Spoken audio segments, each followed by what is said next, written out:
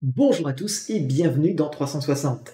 Actualité oblige, cette semaine, j'aimerais vous parler de la mer du Japon et par son intermédiaire aborder plusieurs axes de recherche actuels en géosciences marines. Ceci fait évidemment suite aux séismes qui ont touché la côte ouest du Japon en ce début d'année avec un bilan actuel de 92 morts et 242 disparus. On va d'abord parler de l'ouverture de la mer du Japon et de sa structure actuelle avant de se focaliser sur l'inversion qui est à l'origine des séismes du début de semaine. J'ai déjà parlé à plusieurs reprises de terranes arrachées à un continent par une subduction, notamment avec la formation du Massif central ou de la Méditerranée occidentale. Le Japon en est un autre exemple, puisque à l'Oligocène, il y a 32 millions d'années, la subduction du Pacifique sous l'Eurasie s'est accélérée. Là où une subduction normale voit la plaque océanique avancer au fur et à mesure qu'elle rentre en subduction, maintenant la subduction toujours à peu près au même endroit, la subduction pacifique s'est mise à reculer. Autrement dit, en fait, elle subductait plus vite que la plaque n'avançait, et donc le front de subduction s'est décalé vers le sud-est. Le Japon, la bordure en fait de l'Eurasie, s'est déchirée en suivant le recul de la subduction, créant un bassin arrière-arc, un bassin océanique situé derrière l'arc volcanique de la subduction d'un autre bassin. Encore que ici, le terme bassin devrait être au pluriel, car la mer du Japon, comme on peut le voir dans sa bathymétrie, est en fait un regroupement de plusieurs petits bassins. Les bassins du Yamato, de l'Ulong et le bassin du Japon. Et ils sont séparés par un relief qui est en fait le Yamato Rise, avec aussi son prolongement sud, le banc d'Oki. En fait, pendant la phase de rifting, une écaille de croûte continentale est restée coincée entre deux bras de la déchirure. Alors c'est une petite anomalie, mais ce genre d'anomalie on en trouve de plus en plus alors qu'on explore les fonds marins. Rien que dans les zones que j'ai déjà évoquées sur cette chaîne, on en a trouvé une dans la Méditerranée occidentale avec la ride d'Hannibal, ainsi que dans l'Atlantique Nord avec l'Islande. Il y a en fait plein d'anomalies de ce genre, que ce soit des écailles de croûte, des riftings qui ont été asymétriques avec donc, des marges qui ne se ressemblent pas d'un côté et de l'autre. Et toutes ces choses, on est aujourd'hui en train d'essayer de les comprendre et de les intégrer dans nos modèles, parce que si le modèle global de la tectonique des plaques, il marche, si on veut aller plus loin et comprendre vraiment le détail de comment ça marche, comment est-ce que les choses évoluent, se relient entre elles, il va falloir qu'on comprenne toutes ces petites anomalies et qu'on les intègre dans le modèle d'une manière fonctionnelle. Et justement, entre autres modèles, il y a celui dit de l'inversio.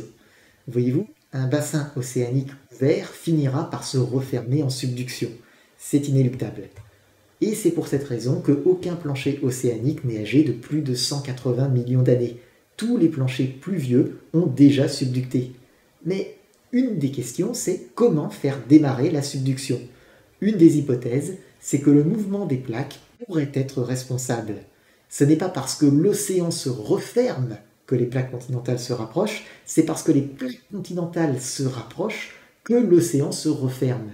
La subduction démarrerait donc là où une marge formée autrefois en étirant la croûte continentale jusqu'à l'en déchirer est aujourd'hui reprise en compression. La subduction, une fois formée, elle se propagera vers des bassins voisins, les forçant eux aussi à rentrer en subduction à leur tour. La mer du Japon est une de ces mers aujourd'hui prises dans une convergence des plaques continentales qui la bordent, puisque l'arc du Japon, qui avait été emporté vers le sud par le recul de la subduction pacifique, se rapproche à nouveau de l'Asie à une vitesse de près de 2 cm par an. Les bassins océaniques, coincés dans un espace qui rétrécit, se sont mis ensuite à s'inverser. Ainsi, au niveau de leur marge, on va voir une déformation de l'ensemble de la lithosphère.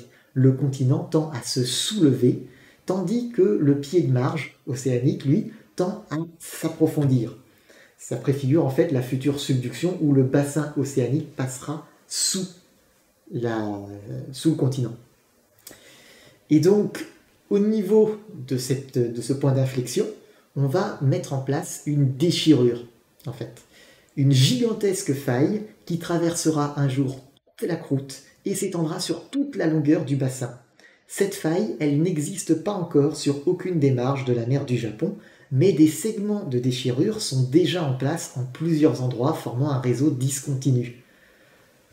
On a pu mettre en évidence le ploiement des horizons, donc, autrement dit l'approfondissement des structures vers le pied de marge, au niveau de la marge de Corée. Encore que c'était avec de la sismique peu profonde, donc on n'a pas pu voir très loin en profondeur.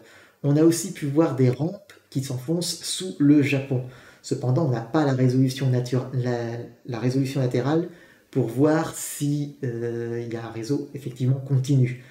Mais on a une bonne idée qu'il ne le serait pas si on regarde les données sismiques. En effet, voici une carte donc des épicentres de séisme qu'on a pu enregistrer ces dernières décennies, jusqu'en 2012 pour cette carte-là, dans les environs du Japon. Alors évidemment, on voit une énorme zone qui correspond à la ceinture de feu du Pacifique, à la subduction de la plaque pacifique sous le Japon. On voit également, par contre, d'autres anomalies en mer du Japon, à commencer par une petite anomalie au large de la Corée, une autre anomalie sur la marge nord-ouest du Japon, et une troisième zone où on a des séismes qui s'alignent, justement au large de la péninsule de Noto, qui est là où se sont produits dernièrement les séismes. Ces alignements de séismes tout le long de la bordure du continent sont en fait la preuve qui nous permet d'affirmer qu'il existe au moins 2 réseaux de failles actives le long de la marge japonaise et qui préfigurent une potentielle future subduction. Et entre les deux, difficile à dire pour l'instant. Peut-être que des failles sont moins développées, ou peut-être simplement qu'elles sont moins actives. Donc soit on a un réseau qui est fragmenté et qui n'est pas capable de produire de grands séismes, soit juste il n'a pas fait de grands séismes récemment et il en fera dans l'avenir. C'est pour ça qu'au-delà des considérations scientifiques, l'étude géologique de nos fonds marins, c'est important, parce que ça nous permet de comprendre et d'anticiper le risque pour les populations, pas seulement de mieux comprendre la tectonique des plaques ou de trouver des ressources naturelles.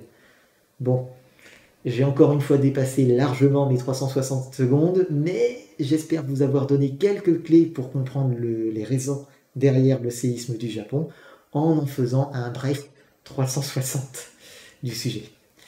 Donc je vous dis à une prochaine fois, et d'ici là, puisse votre esprit demeurer vif et votre curiosité dénuée de toute limite.